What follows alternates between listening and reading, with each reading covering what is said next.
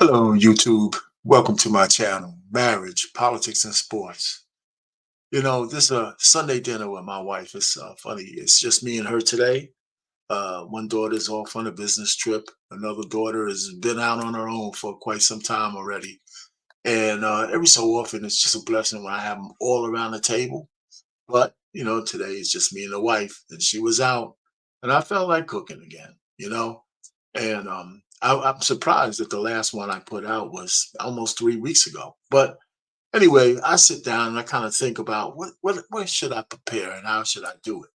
And to tell you the truth, I make a lot of stuff up as I go, and it's like, and I just have some fun doing it, right? Because if it goes bad, who cares? You just throw that out and do something else. But anyway, I'm gonna step through how I prepare dinner, right? And there's a lot of still shots, and I'll just do commentary. Hey, but first, like, share, and subscribe to my channel. I put out content, as often as I can.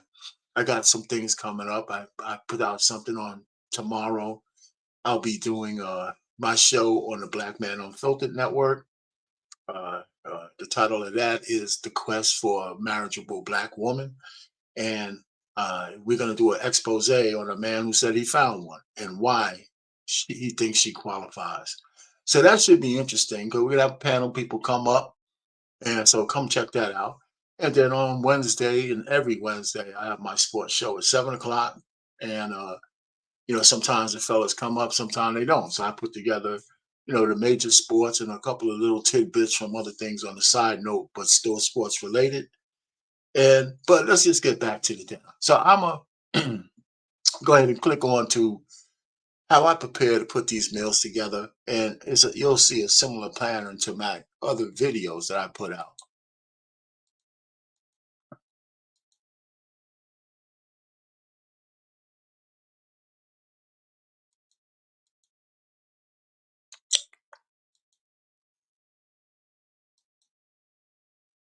All right, okay.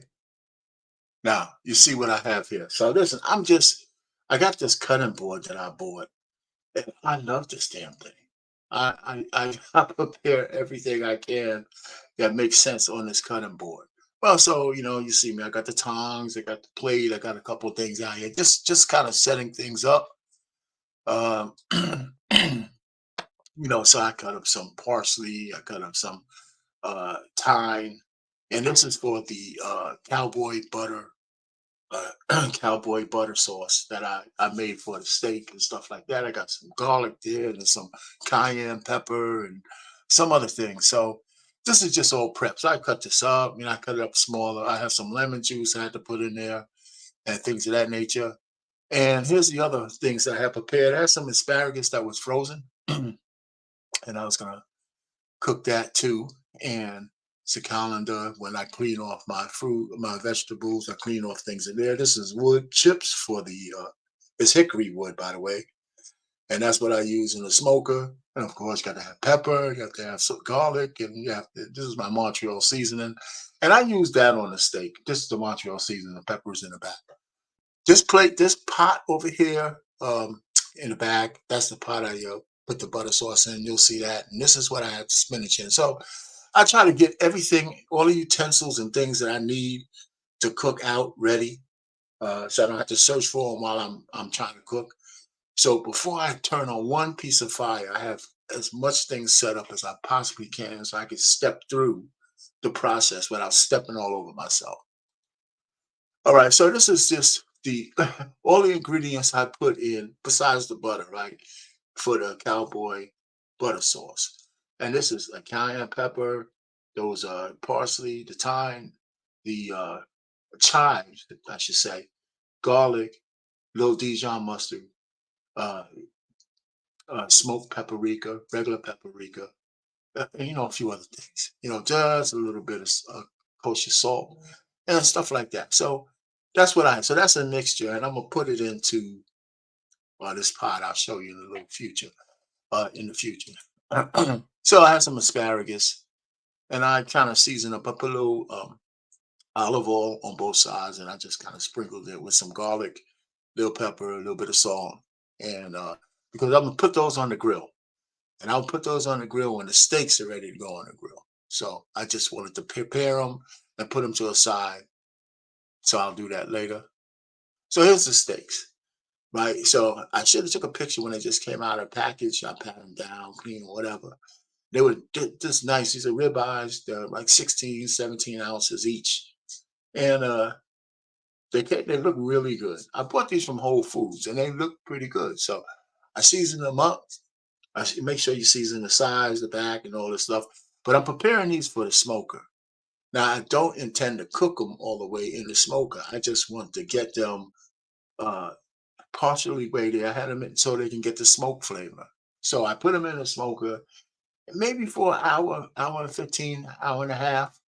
And really, they weren't cooked, they weren't done, except that, the smoke flavor gets into them. Really, it doesn't take that long for that to happen. So, and I had the temperature at 200 degrees, so an hour, hour and a half doesn't overcook a steak like that. They still were not done, but they captured that smoke flavor already. So that's what I wanted to do. So I figured that out after I finished cooking them. You can tell that smoke flavor is in there. All right, so I had some spinach. I bought a lot of spinach because I know it shrinks down. So you wash off all the leaves. I always show these things to make sure that people just, if you buy any fresh produce, things of that nature, you want to wash them, you want to rinse them. I do the same thing with mushrooms, and I fill my pot up. I use six containers of spinach. Had two containers of baby bellas, mushrooms. I wash those off too, as I always do. Put them in here with a stick of butter and just let them cook down. Now, this butter is the beginning of the cowboy butter sauce, right? The second part. So I melt this down on a very low flame. The one thing about my stove, it has that little small, keep it hot, keep it heated flame in the back. Eye, it's a real small eye. So keep it down on low, and it's enough to melt butter, of course. You could actually cook on it, but it's a real small eye. So it's perfect for what I wanted to do with this sauce. I had some shrimp that I just thought up out of clear air. I said maybe I could put some shrimp in this Alfredo spinach Alfredo. And yeah, so this deveined is clean, shelled, and deveined, right? So it's a little bit more expensive, but at least I didn't have to do all that shit, right? So that's how I bought it. They weren't cooked, so I knew they needed some cooking time. So it's really strategic when I put them in that other mix, right? Because you don't want to. The last thing you want to do is overcook shrimp. So I just took a peek into the smoker, right, and just to see how these things were going, and I want to just take a picture. So this is when I put everything on the grill, right? The grill is nice and hot, not overly hot. It's not on the highest flame, but enough, definitely enough to grill the steak and asparagus. Now you got to make sure that you watch the asparagus because it's going to grill up real fast. You don't want to burn it and char it, but I had a few charred ones, but what the hell, they still came out pretty good because they were seasoned well, and so did the steak. Came out a nice, perfect medium rare. I like a medium rare. Uh, I got my wife into liking medium rare. She could take them a little bit more well done. I said, but you can't order a steak that way.